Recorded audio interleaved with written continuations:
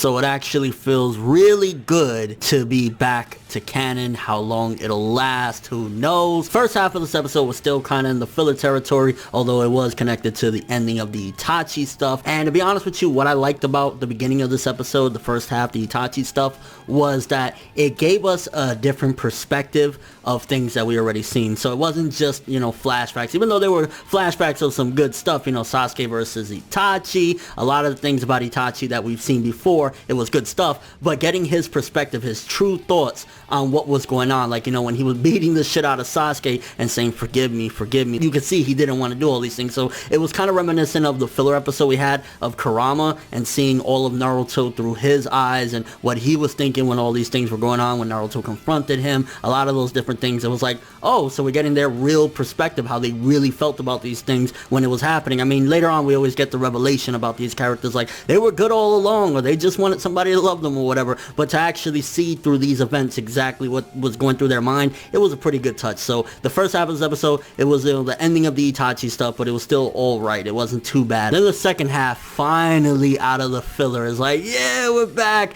And I mean, it felt like it's been forever actually being able to see Madara there fucking, you know, just going in. And one of the things I liked about this episode was it gave the perspective of somebody that at the end of the day, while you look at it, Naruto has this idealism, and you know, it's all great and everything. Like idealistically, you would love for things to be the way Naruto wants it. And Madara's perspective, while it's seeming, oh, you know, he's bad or whatever, but in reality, it's not like he's this horrible villain that like, yes, it's not as though he's just this evil guy that wants to torture people and beat them and all sorts of crazy shit. He actually wants to be a hero as well. He just has his vision of it, and the way he sees things is different. And I think that his, in a sense, is a lot more realistic than Naruto, because some of the things he says in this episode, like for starters, in reality, people aren't going to change. People will always have a lot of the things what causes problems. People will always be, you know, jealous, always be envious, always have some thought in the back of their mind. People, like, don't get me wrong, there's great people in this world and all that stuff, but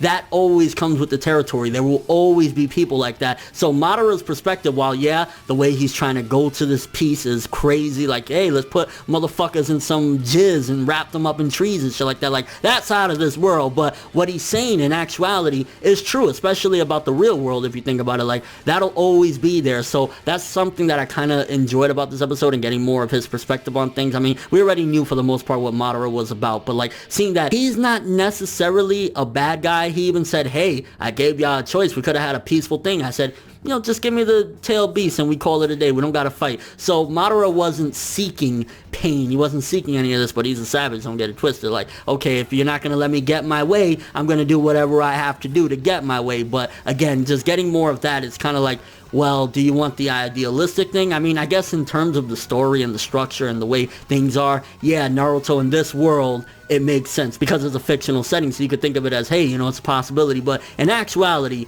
Madara's way is the truth. I mean, not, you know, wrapping people up and all that shit, but what he said was legit. And then, of course, the big betrayal, which always kind of makes me baffled a little bit. Like, there's a couple things in Naruto that just kind of makes you say, what? Like, you know, you go back and how the hell did Naruto manage to give Nagato his eyes? Like, we never seen that. Like, if anything, when we seen the flashback, Nagato just awakened them. It was like, so he snuck that to him. And in this one, it's kind of like, we seen the flashback where Madara actually created Black Zetsu. We actually seen him touch a white Zetsu and turn it black, but I guess it was already inside of him because he had so much of that Senju DNA, so whatever he created, it wasn't under his control already, something like that, because if not, it just kind of seemed weird, like, wait, what the fuck? We saw you create the black one. And the first appearance of Kaguya Otsutsuki in the anime, finally. I mean, we had that opening with her for like a bajillion years, but actually finally being able to see her, didn't get to get any words or anything like that, but I'm glad at the very least it wasn't completely out of thin air. We did have, I want to say,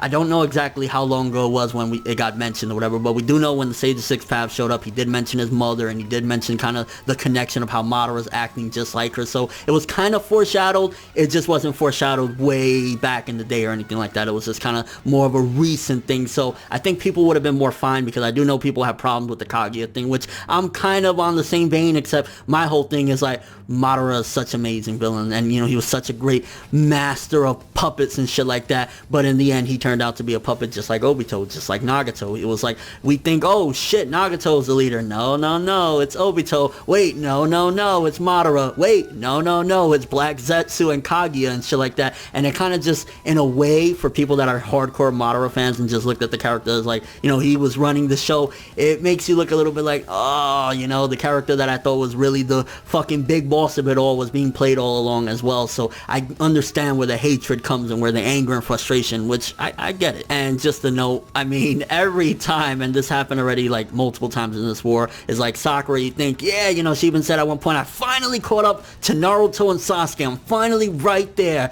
Naruto goes in, Sasuke goes in, she's about to run. Kakashi's like, no, you too weak, son. But Kakashi's words were true. I mean, at the end of the day, they just rushed in there and look, they're getting their fucking ball sacks drained. Meanwhile, it's like, why don't you think of a little bit of a plan before you just jump in there? It just wasn't Sakura that thought of it, though, just saying. And I ain't gonna lie, I even felt bad when, like, Madara was getting wrapped up and about to explode and shit like that, and he's like, Hashirama, where did I go wrong? Well, gee, I had a vision of wrapping people up in jizz. I think that was a starter of where the fuck you went wrong, bro. And for the most part, honestly, good episode. I know there's gonna be a lot of people that are back and forth because Madara as the main villain being changed out this late in the game for somebody else, which wasn't really foreshadowed that long ago, it seems a little bit problematic, and I understand that aspect of it. I mean, it was great to be back from filler, and the animation art was okay for the most part, nothing wonky or anything like that, so that was a plus right there. And I mean, overall the episode, we're getting to the final villain, and we're finally progressing into the end of the anime, which is a good thing because, I mean, how long has it been? But let me know what you guys think. First of all, what do you think about the big switcheroo at the end of Madara not being the main villain? It's actually Kaguya and this Black Zetsu. Do you think it's kind of BS that even though Madara, we've seen him create the Black Zetsu, in actuality that was Kaguya's will all along? Also, what do you think about the whole ideals thing, about Madara having these ideals that seem more realistic and make more sense than Naruto's? Even though Naruto's is the,